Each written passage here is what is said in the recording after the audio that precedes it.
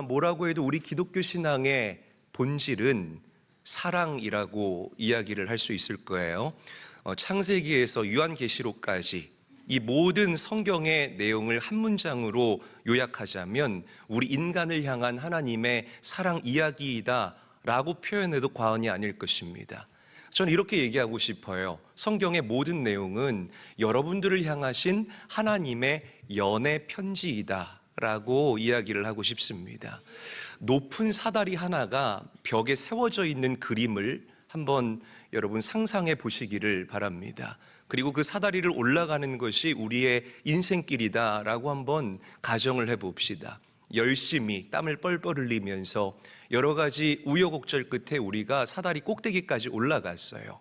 그런데 어머나 이를 어째요? 사다리 꼭대기 끝에 올라가 보고 나니까 그 사다리를 내가 원래 놓아야 할 벽이 아닌 다른 벽에 잘못 놨다라는 사실을 깨닫게 된 겁니다. 이 얼마나 허무하고 이 얼마나 안타까운 일이겠습니까? 한 번뿐인 인생을 잘못 산 셈인 거죠. 여러분, 만약에 한 사람이 이 땅을 살아가면서 사랑할 줄도 모르고 그리고 사랑받지도 못하면서 살아간다면 그 인생은 정말 마른 인생, 그리고 비극적인 인생임에 틀림이 없을 것이에요. 사랑을 주고받으면서 살아가는 것, 우리를 하나님의 형상대로 지으신 우리 인간의 본질이라는 사실을 믿으시기를 바랍니다. 할렐루야. 그래서 사도 요한이 이렇게 이야기를 합니다. 사랑하는 자들아, 우리가 서로 사랑하자. 기가 막힌 권면이고 기가 막힌 부르심이 아닐 수가 없다는 거죠. 자, 우리 7절, 8절 말씀 함께 화면을 보고 읽어보도록 하겠습니다. 큰 목소리로 읽습니다. 시작. 사랑하는 자들아, 우리가 서로 사랑하자. 사랑은 하나님께 속한 것이니 사랑하는 자마다 하나님으로부터 나서 하나님을 알고 사랑하지 아니하는 자는 하나님을 알지 못하나니 이는 하나님은 사랑이심이라. 아멘. 한번 저를 따라하겠습니다. 하나님은 사랑이심이니라. 다시 한번요. 하나님은 사랑이심이라. 정말 기가 막힌 표현이에요. 왜냐하면 이 세상에 많은 종교가 있잖아요. 그런데 자기가 섬기는 신을 사랑이라고 표현하는 종교는 이 세상에 그 어디에도 없습니다. 불교도 이슬람도 힌두도 마찬가지예요. 그 어떤 종교도 내가 섬기는 신을 사랑이라고 이야기를 하지 않습니다. 그러나 하나님의 말씀인 진리인 성경은 저와 여러분들에게 우리가 믿는, 그리고 여러분들을 너무나 사랑하시는 그 하나님의 본질이, 그 하나님의 대표적인 성품이 사랑이다라고 우리에게 담대하게 선포하고 있습니다. 믿으시기를 바랍니다. 여러분, 하나님의 사랑을 경험하면 인생이 달라질 수밖에 없어요. 하나님의 사랑을 경험하지 못하면서 살아가는 인생은 차를 타고 다니는데 그 차에 시동이 걸리지 않은 것과 똑같습니다. 여러분, 차에 시동이 걸리지 않으면 우리가 어떻게 해야 되죠? 차를 밀고 다녀야 되잖아요. 그러니까 이 얼마나 수고스러운 일이겠어요. 생각을 해보세요. 이제 슬슬 더워지려고 날씨가 준비를 하고 있죠? 나 이제 더워질 거야 하면서 여러분들에게 신호를 보내고 있잖아요. 그 더운 날씨 가운데 차에 시동이 걸리지 않아서 차를 밀고 다닌다고 생각을 해보시기를 바랍니다. 이런 인생을 우리가 산다고요. 하나님의 사랑을 경험하지 못하는 인생은 시동이 걸리지 않는 차를 밀고 살아가는 인생과 똑같다는 것입니다. 너무나 가중하고 너무나 무거운 인생이 될 수밖에 없다라는 거예요. 교회 나오는 게 너무 힘들어요. 예배에 와도 기쁨이 없습니다. 기도의 자리, 말씀의 자리에는 도무지 나올 수가 없습니다. 왜 그런 줄 아십니까? 하나님의 사랑에 부딪혀본 경험이 없기 때문이라는 것이죠. 사랑하는 제일교회 성도 여러분, 하나님의 사랑을 깊이 있게 경험할 수 있는 오늘의 이 예배가 될 수 있기를 주의 이름으로 간절히 축원합니다. 하나님의 사랑을 경험하면 나오지 말라 해도 나와요. 요즘 저희 교회가 점점 알려지면서 원근 각지에서 성도님들이 많이 오셔요. 그런데 특히 멀리에서 오시는 손님들을 생각할 때 제가 이런 생각을 합니다. 하나님, 참 이 말씀 한 토시 한 구절 하나 허투루 준비할 수가 없겠네요. 그들이 왔다 갔다 하는데 걸리는 그 시간을 생각하면 제가 정말 잘 준비해서 그들을 먹여야 되겠군요 라는 결단과 다짐을 목사로서 해보게 됩니다. 멀리 서울에서, 저기 멀리 경기도권에서, 또 영종도에서 오시는 분들도 얼마나 많고, 또 최근에 수원에서 오시는 분들, 이런 분들을 생각할 때 참 마음이, 가슴이 뜨거워지지 않을 수가 없습니다. 왜 이들이 먼 길을 마다하고 주의 전으로 달려 나오겠습니까? 하나님의 사랑을 경험해 봤기 때문이라는 거예요. 할렐루야. 여러분, 주의 전에 달려 나오실 때 기쁘십니까? 옆 사람에게 물어보세요. 저보고 아멘 하지 마시고요. 옆 사람에게 한번 물어보세요. 우리 인사합시다. 주의 전에 나오는 길이 기쁨이 되기를 원합니다. 인사하겠습니다. 감사합니다. 말씀이 꿀송이처럼 달아요. 주님을 사랑하면, 그리고 찬양과 기도하는 가운데 나의 마음 가운데 남아있는 그 어둠의 잔재들이 말끔히 사라지게 되는 기가 막힌 은혜를 우리가 경험할 수 있게 된다는 것입니다. 여러분, 성령의 은사는 기적으로 판가름 나는 게 아니에요. 사랑으로 갈리는 겁니다. 교회의 부흥이 무엇으로 결정됩니까? 숫자가 늘어나는 게 교회의 부흥이 아니에요. 교회의 예산이 뭐 몇십억 되는 것이 이게 교회의 부흥이 아닙니다. 적어도 우리 인천제일교회는 하나님 사랑에 빚진 자들이 나날이 늘어갔으면 좋겠습니다. 그 사랑을 맛보아 아는 자들, 그 사랑을 먼저 경험하고 그 사랑을 이 땅에서 풀어내는 선교적인 삶을 살아가는 자들이 이 교회에 늘어나기를 원합니다. 그게 하나님께서 기뻐하시는 진짜 부흥의 모습이라는 거예요. 저 사람이 구원받았다, 구원받지 못했다, 이걸 어떻게 아는 줄 아세요? 그 사람의 삶을 통해서 알 수 있는 거예요.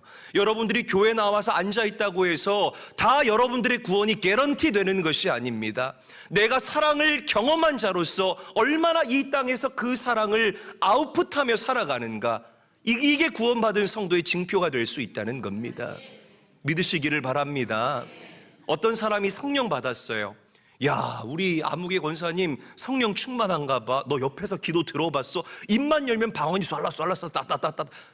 이게 성령 충만의 증거가 아니에요. 환상을 보고 예언을 하고 병 고치는 것, 이것이 성령의 충만함의 증거가 아니라 내 안에 성령께서 내주하시면 그 사람은 반드시 삶에서 사랑을 실천하며 살아간다는 것입니다. 여러분들에게 그 모습이 있기를 원합니다. 여러분들의 그 모습이 충만해지기를 주의 이름으로 간절히 축원합니다. 왜? 내 안에 예수님이 있으면 그 사람의 인생 가운데에는 반드시 사랑의 열매가 맺히기 때문이라는 것이에요.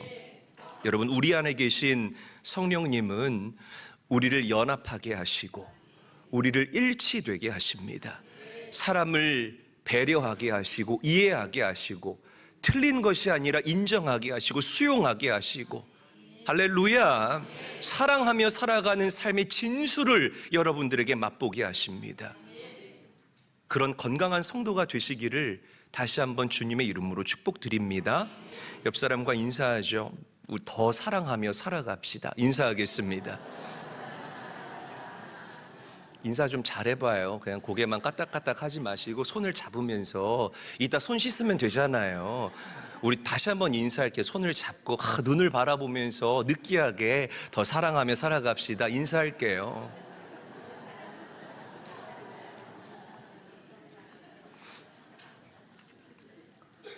이제 좀 얼굴이 풀리네요, 여러분들. 얼마나 잘하나 보자 이러면서 앉아 계시다가 이제 좀 인사하니까 얼굴이 풀리는 것 같아요. 자, 9절 10절 말씀 함께 한번 큰 목소리로 읽어볼게요. 굉장히 중요한 말씀이에요. 한 목소리로 읽습니다. 시작. 하나님의 사랑이 우리에게 이렇게 나타난 바 되었으니 하나님이 자기의 독생자를 세상에 보내심은 그로 말미암아 우리를 살리려 하심이라. 사랑은 여기 있으니 우리가 하나님을 사랑한 것이 아니요 하나님이 우리를 사랑하사 우리 죄를 속하기 위하여 화목제물로 그 아들을 보내셨습니다. 아멘.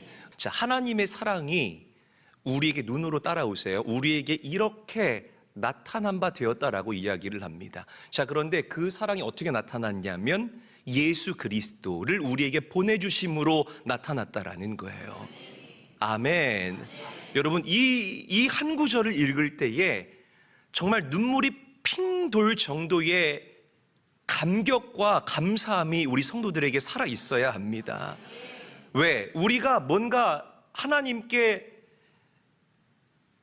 예쁜 짓을 해서 하나님이 우리에게 예수를 보내주신 것이 아니라 로마서 5장 8절 말씀은 뭐라고 이야기를 하냐면 우리가 아직 죄인 되었을 때라고 이야기를 해요.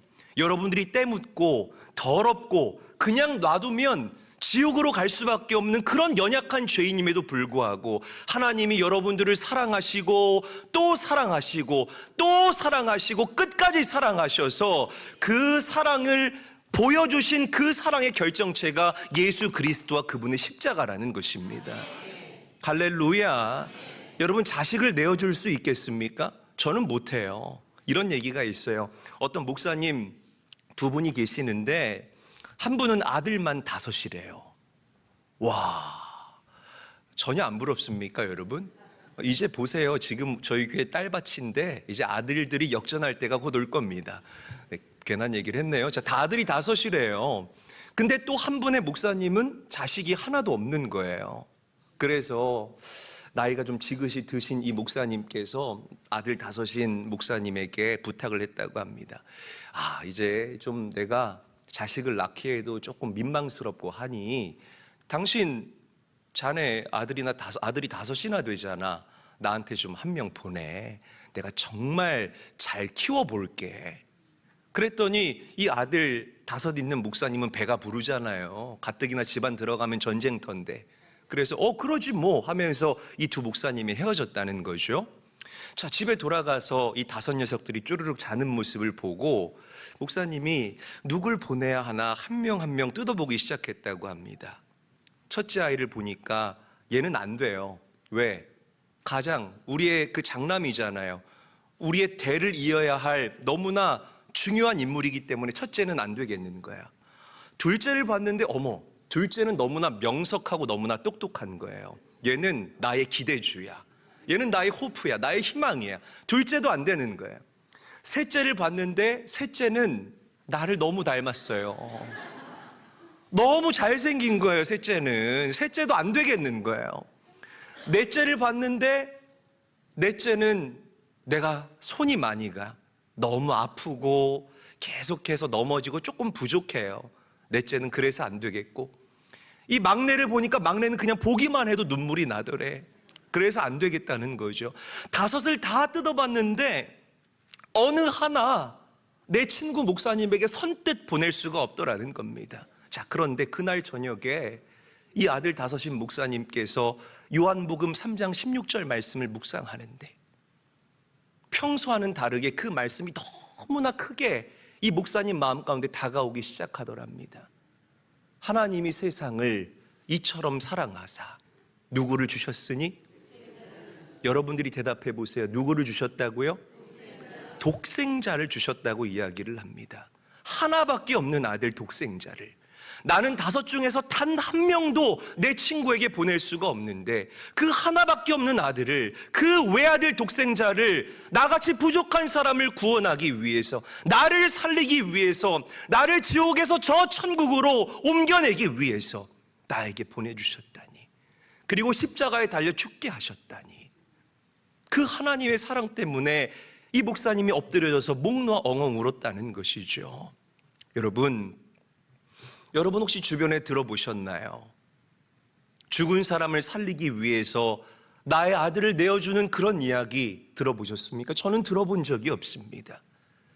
이제 감옥에서 사형 선고를 받고 죽어가는 그 사형수를 살리기 위해서 내 아들을 내어주는 그런 이야기를 여러분 혹시 들어보셨습니까? 저는 들어본 적이 없습니다. 어떤 사형수가 우리 다니엘을 좀 내어주십시오, 그러면 내가 삽니다 라고 요청을 내도 저는 내어줄 수가 없겠습니다. 그런데 하나님은 여러분들 대신해서 그렇게 하셨다는 거예요. 할렐루야. 여러분들을 너무 사랑하셔서, 사랑하시다가 그 사랑이 흘러넘쳐서 예수 그리스도와 그분의 십자가의 죽으심과 부활하심으로 당신의 사랑을 우리에게 보여주셨고 당신의 사랑을 우리에게 확증하셨다. 성경이 우리에게 이야기하고 있는 진리이고 또 우리가 붙잡아야 할 진리라는 것입니다. 사랑하는 제일교회 성도 여러분, 십자가는 결코 낭만적인 장소가 아니에요.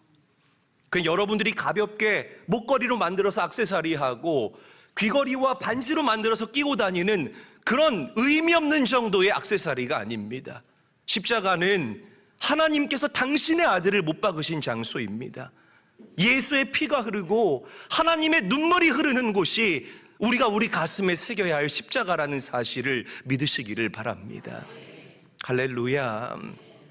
예수님의 손에 그 커다란 대못이 쾅쾅 박혔을 때에, 그 예수님의 옆구리에 커다란 대창이 푹 하고 찔렸을 때에 누가 눈물을 흘리셨을까요? 하나님께서 눈물을 흘리셨을 것이다 라고 저는 생각을 해봐요. 그래서 사도 요한이 오늘 저와 여러분들에게 얘기하는 겁니다. 하나님의 사랑이 이렇게 나타난 바 되었다. 아멘. 하나님의 사랑이 이렇게 나타난 바 되었다. 하나님의 사랑이 여기 있다라고 우리에게 이야기를 하고 있는 겁니다. 여러분들에게 질문 드려볼게요. 하나님이 우리 성도님들을 얼마나 사랑하실까요? 얼만큼 사랑하실까요? 십자가만큼 사랑하시는 줄로 믿으시기를 바랍니다. 믿으시기를 바랍니다. 한번 저를 큰 소리로 따라합니다. 하나님이 나를 십자가만큼 사랑하신다. 크게 한번 따라해 봅니다. 나를 십자가만큼 사랑하신다. 그래서 전해야 되는 거예요. 십자가 앞에서 해결되지 못할 죄가 없고요. 십자가와 예수 그리스도를 통과한 사람 중에 변화되지 않을 사람 없습니다. 여러분, 예수의 이름을 증거하며 살아가는 복음의 증인들이 될 수 있기를 주님의 이름으로 간절히 축원합니다. 자, 우리 요한일서 4장 11절에서 12절 말씀 한 목소리로 읽어보도록 하죠. 함께 읽습니다. 시작. 사랑하는 자들아, 하나님이 이같이 우리를 사랑하셨은즉 우리도 서로 사랑하는 것이 마땅하도다. 어느 때나 하나님을 본 사람이 없으되 만일 우리가 서로 사랑하면 하나님이 우리 안에 거하시고 그의 사랑이 우리 안에 온전히 이루어지느니라. 아멘. 우리 옆 사람과 인사하죠. 서로 사랑하는 것이 마땅합니다. 인사하겠습니다. 마땅하다라는 이 단어는 헬라어로 오페이로멘이라고 읽고 발음을 합니다. 사전적인 의미로는 당연히 그렇게 해야 된다라는 의미를 가지고 있어요. 그러니까 이 말을 조금 더 직설적으로 직역해서 우리 성도님들에게 전하자면, 하나님의 사랑을 우리가 먼저 경험했으니 우리가 사랑하며 살아가는 것 당연히 그렇게 해야 된다라고 번역할 수 있는 것입니다. 하나님의 사랑이 눈에 보이나요? 아니요. 하나님이 눈에 보이나요? 하나님이 눈에 보이시는 분은 좀 이상한 분이에요. 그런 분들은 잠을 좀 충분히 주무시기를 바랍니다. 절대로 하나님은 눈에 보이지 않아요. 그런데 성경이 우리에게 얘기하잖아요. 눈에 보이지 않는 하나님을 우리가 어떻게 보이며 살아갈 수 있습니까? 성경이 우리에게 얘기하는 진리는 사랑이라는 거예요. 보이지 않는 하나님을 우리가 경험하고 보이지 않는 하나님과 친밀해지고 가까이 할 수 있는 그 비결이 바로 사랑이다라고 성경이 이야기하고 있다는 것입니다. 믿으시면 아멘 합시다. 그래서 유명한 페스탈로치가 이렇게 이야기를 해요. 사람들이 서로 사랑하는 관계를 맺고 있을 때 하나님이 가까이 오신다. 그리고 저 유명한 러시아의 대문호였던 톨스토이는 이렇게 이야기를 합니다. 이 세상에 하나님을 본 사람은 없다. 그러나 만일 우리가 서로 사랑하면 하나님은 우리 가슴 속에 머무실 것이다. 저는 전적으로 동의합니다. 그렇죠. 이렇게 얘기하는 분들이 계세요. 목사님, 사랑하려고 하는데 제가 오늘 말씀 듣고요, 결심했거든요. 오늘부터 집에 가서 사랑해야지 결심을 했는데 집에 가니까 그게 잘 안 돼요. 또 남편 얼굴 보니까 이 안에서 부하가 치밀어 오르고요. 또 말 안 듣는 자식들 보니까 막 내 속이 찢어지는 것 같아요. 남성들도 그래요. 남성들도 저한테 얘기하기는, 목사님, 집에 들어가니까 그 특유의 긁는 주파수 있거든요. 그 주파수를 내면서 막 바가지를 긁으니까 제가 이 결심이 그냥 와르르 무너져서 어쩔 수가 없어요. 너무 이해가 되고 너무 공감이 돼. 제가 그 주파수가 공감이 된다는 게 아니라 여러분들의 마음이 공감된다는 거예요. 왜 우리가 결단하는데 그 결단이 무너지는 줄 아세요? 우리 안에서 사랑이 프로듀스, 만들어지는 것이 아니기 때문에 그래요. 사랑은 여러분들이 생산해내는 것이 아니라 하나님이 부어주시는 것입니다. 그래서 예배가 중요한 거예요. 믿으시기를 바랍니다. 예배의 자리에 달려 나와서 하나님의 사랑이 여러분들에게 부어져야 그 사랑을 동력 삼아 우리가 그 사랑을 사용하고 흘려보내고 가정에서 일터에서 하나님이 여러분들에게 허락하신 발로 밟는 모든 곳에서 사랑을 실천하며 살아갈 수 있다는 것입니다. 믿으시기를 바랍니다. 이런 얘기가 있어요. 참 공감이 되는 이야기인데 배경은 뉴욕이에요. 미국의 뉴욕. 가보신 적은 없지만 한번 상상을 해보세요. 추운 겨울 뉴욕에 어느 한 10살 난 소년이 맨발로 구두가게 안을 바라보고 있었다고 합니다. 계속해서 뚫어져라 구두를 바라보고 있는 거예요. 추운 날 맨발로. 어떤 고급차가 지나가다가 그 소년 앞에 멈췄어요. 그리고 그 차에서 나이가 지긋이 든 한 여사님이 내리셨습니다. 그리고 맨발 벗은 그 소년에게 물어봤어요. 얘야, 너 신발이 어디 있니? 너 왜 이렇게 추운 겨울날 신발도 신지 않고 이렇게 구두가게 안을 들여다보고 있니? 그러니까 이 소년이 이렇게 얘기하더래요. 네, 아줌마, 저는요 지금 하나님께 저 신발, 저 갈색, 저 반짝반짝 빛나는 거, 저거 좀 저한테 달라고 기도하고 있었어요. 이렇게 이야기를 하더랍니다. 그래서 그 여사님이 그 소년의 이야기를 듣자마자 그 소년의 손을 잡아 끌어서 구두가게 안으로 들어갔대요. 그리고 양말을 12켤레를 주문을 하고 그 소년이 이야기했던 그 반짝반짝 빛나는 갈색 구두를 주문을 해서 종업원에게 이렇게 부탁을 했다고 합니다. 제가 이걸 다 살 테니 그 대야에다가 따뜻한 물 좀 받아주세요. 내가 이 아이를 좀 씻겨야 되겠습니다. 종업원이 물을 받아오니까 가게 구석진 곳으로 가서 이 여사님이 무릎을 꿇고 앉아서 소년을 닦아주기 시작했어요. 얼굴도 닦아주고 목도 닦아주고 손도 닦아주고 발도 닦아주고 위에서 아래 순서로 깨끗하게 구석구석 닦아줬다고 합니다. 그리고 양말을 신겨주고 반짝반짝 빛나는 그 갈색 구두를 신겨줬대요. 그러면서 그 소년을 꽉 끌어안고 이렇게 이야기를 했다고 합니다. 얘야, 하나님이 너 너무나 사랑하셔. 그리고 하나님이 너를 주목하고 계셔. 밝게 살았으면 좋겠어. 그러면서 여기부터가 중요해요.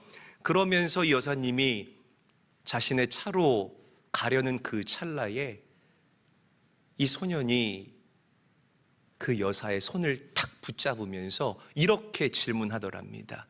아줌마 혹시 하나님 부인이에요?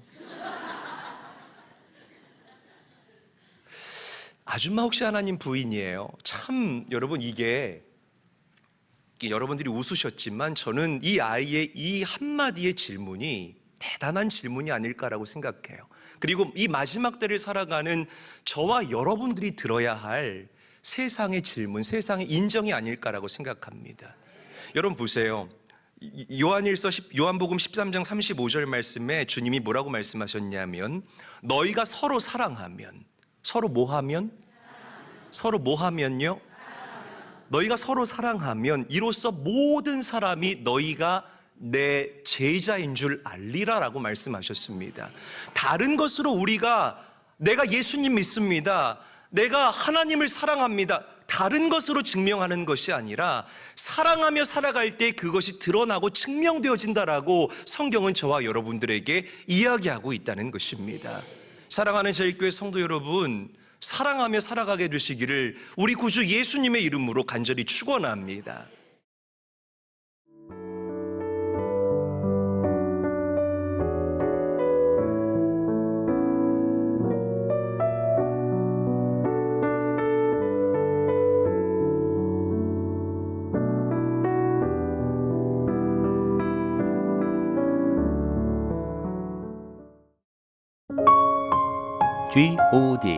Good TV